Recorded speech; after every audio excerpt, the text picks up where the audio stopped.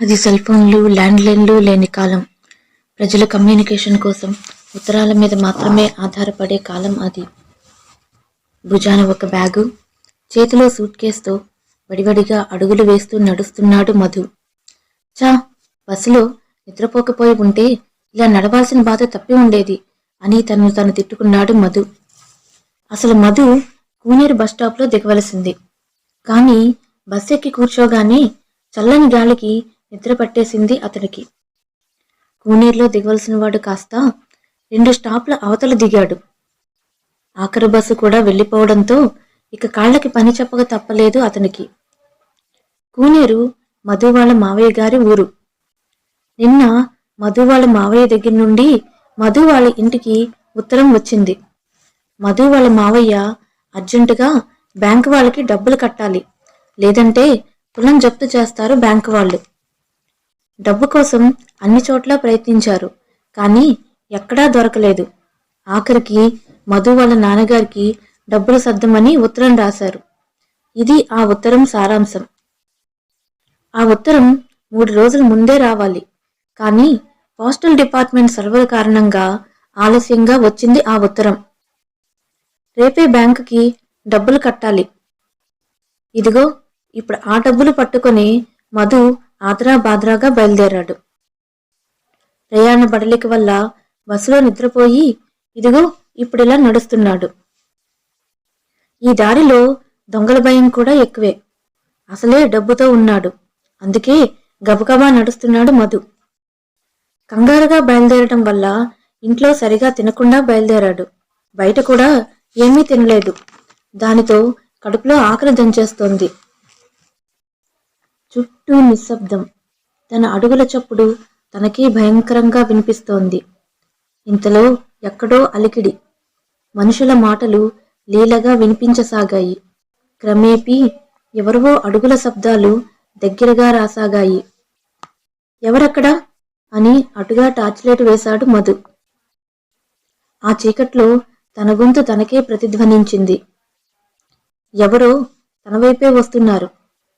దిట్టంగా ఉన్నారు. చేతిలో కర్రలు కత్తులు ఉన్నాయి. సందేహం లేదు, వాళ్ళు దొంగలే. మధుకి పై ప్రాణాలు పైనే పోసాగాయి. కాళ్ళు చేతులు వణకసాగాయి. ఇంతలో ఎక్కడి నుంచి వచ్చాడో ఏమో గాని ఒక వ్యక్తి వేగంగా గుర్రబండి నడుపుకుంటూ అక్కడికి వచ్చాడు. మనిషి చూడడానికి కొంచెం విచిత్రంగా ఉన్నాడు. ఒక భుజం పైకి, ఒక భుజం కిందకి ఉంది.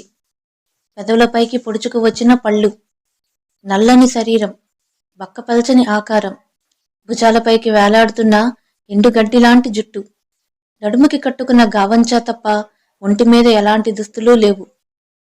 చూడగానే ఒకంత భీతి కొలిపే ఆకారం. వేగంగా గుర్రబండి నడుపుకుంటూ వచ్చి మధు ముందు ఆగాడు. అయ్యా, గుర్రబండి ఎక్కండి అన్నాడు. ఒకవైపు దొంగల భయం వల్ల అతని ఆకారం పట్టించుకోలేదు మధు. వెంటనే బండి ఎక్కిపోయాడు. అప్పుడే చిన్నగా చినుకులు పడ్డం కూడా మొదలయింది.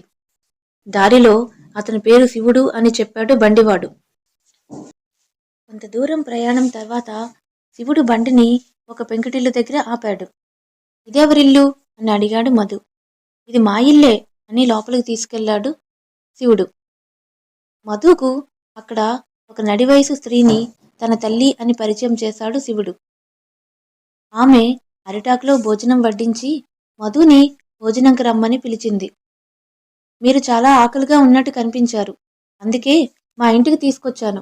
మీరు భోజనం చేయండి, ఈ లోపున వర్షం కూడా తగ్గిపోతుంది అని అన్నాడు శివుడు.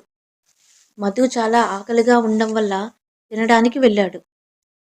అరిటాకులో వేడివేడి అన్నం, కూర, పచ్చడి, సాంబారు, గడ్డ పెరుగుతో భోజనం అమృతంలా ఉంది. వాళ్ళు తినేలోపు శివుడు చెప్పినట్టే వాన కూడా ఆగిపోయింది. అతని తల్లి వద్ద సెలవు తీసుకుని మధు బయలుదేరాడు. శివుడు అతన్ని మధు వాళ్ళ మావయ్య ఇంటి దగ్గర దింపాడు. అతను చేసిన సాయంకు, చూపించిన ఆప్యాయతకు ఎంతిచ్చినా తక్కువే. మధు కొంత డబ్బు తీసి అతని చేతిలో పెట్టబోయాడు. కానీ అతను దాన్ని సున్నితంగా తిరస్కరించి, ఇందులో నేను చేసిన పెద్ద సాయమేముంది, ఏం పర్లేదు అని అక్కడి నుంచి వేగంగా వెళ్ళిపోయాడు. మరుసటి రోజు మధు బజారుకు వెళ్ళి శివుడికి వాళ్ళ అమ్మకి బట్టలు కొన్నాడు. మధు వాళ్ళ మావయ్య ఈ బట్టలెవరికి కొన్నావు అని అడిగాడు. అదా, నేను వస్తుంటే కొందరు దొంగలు నా మీదకు రాబోయారు. అప్పుడు శివుడు అనే ఒక బండివాడు నాకు సహాయం చేశాడు. పాపం వాళ్ళింటికి తీసుకువెళ్ళి భోజనం కూడా పెట్టాడు అన్నాడు మధు. దానికి మావయ్య వాళ్ళిల్లు ఎక్కడుంది అని అడిగాడు. ఊరు పొలిమేర అవతల ఉంది అన్నాడు మధు. సరే, వాళ్ళింటికి వెళ్దాం పదా అన్నాడు మధు వాళ్ళ మావయ్య. అక్కడికి వెళ్ళాక మధుకి నోట మాట రాలేదు. నిన్న రాత్రి చూసినప్పుడు ఎంతో చక్కగా ఉన్న ఇల్లు ఇప్పుడు ఇలా పాడిపడిపోయి పిచ్చి మొక్కలతో బూత్ బంగ్లాలో ఉందేంటి అని అన్నాడు మధు. మావయ్య మధుని ఇంటికి తీసుకొచ్చేశాడు. మధు మనిషిలో లేడు.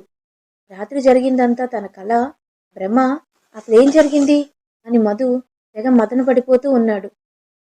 అప్పుడు మావయ్య ఈ విధంగా చెప్తున్నాడు. కొన్నాళ్ల క్రితం ఆ ఇంట్లో శివుడు, అతని తల్లి నివసించేవారు. శివుడు రూపంలో కొంచెం వికృతంగా ఉండేవాడు, కానీ మనసు చాలా మంచిది. కానీ ఊర్లో అందరూ అతని రూపం చూసి అతనితో సరిగ్గా ఉండేవారు కాదు.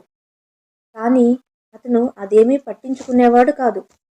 అందరితో సరదాగా ఉండడానికి ప్రయత్నించేవాడు. ఊర్లో కొందరు ఆకతాయిలు మాత్రం అతన్ని చాలా ఇబ్బంది పెట్టేవారు. ఒకరోజు వాళ్ళ ఆగడాలు మరీ మితిమీరిపోయాయి. అతని ముఖానికి తారు రాసి, బురదలో తూసి, తాటిరేకు పటాకులు నడుముకు కట్టి పేల్చారు. ఆ సంఘటన అతన్ని చాలా బాధ పెట్టింది. తట్టుకోలేక ఆత్మహత్య చేసుకున్నాడు. పాపం అతని తల్లి కూడా కొడుకు మరణాన్ని తట్టుకోలేక చనిపోయింది. ఆ తర్వాత ఊర్లో కొందరికి గుర్రపు డెక్కల శబ్దం వినిపించేదని చెప్పుకునేవారు. దాంతో చీకటి పడ్డాక అటువైపు వెళ్ళటం మానేశారు. నిన్న వర్షం వల్ల నువ్వు ఆ దారిలో వచ్చావు అన్నారు మావయ్య. మధు చాలా ఆశ్చర్యపోయాడు. తాను ప్రాణాలతో లేకపోయినా తనకు సహాయం చేయడానికి వచ్చాడు శివుడు. అంత మంచి వాళ్ళకి అలా జరిగినందుకు ఎంతగానో బాధపడ్డాడు. ఈ సంఘటన జరిగి ఇప్పటికి 10 సంవత్సరాలు అయ్యింది. మధు ఇప్పటికీ ఆ విషయం మర్చిపోలేకపోతున్నాడు. మావయ్య వాళ్ళ ఇంటికి వెళ్ళినప్పుడల్లా శివుడు వాళ్ళ ఇంటి దగ్గరికి వెళ్ళటం అలవాటుగా మారిపోయింది అతనికి. కానీ ఆ తర్వాత శివుడు గాని అతని తల్లి గాని ఎప్పుడూ కనిపించలేదు మధుకి. కానీ బాబుగారు బాబుగారు అని పిలిచిన శివుడి పిలుపు మాత్రం మధు గుండెల్లో ఇంకా మారు మోగుతూనే ఉంది. ఎప్పటికీ మారు మోగుతూనే ఉంటుంది.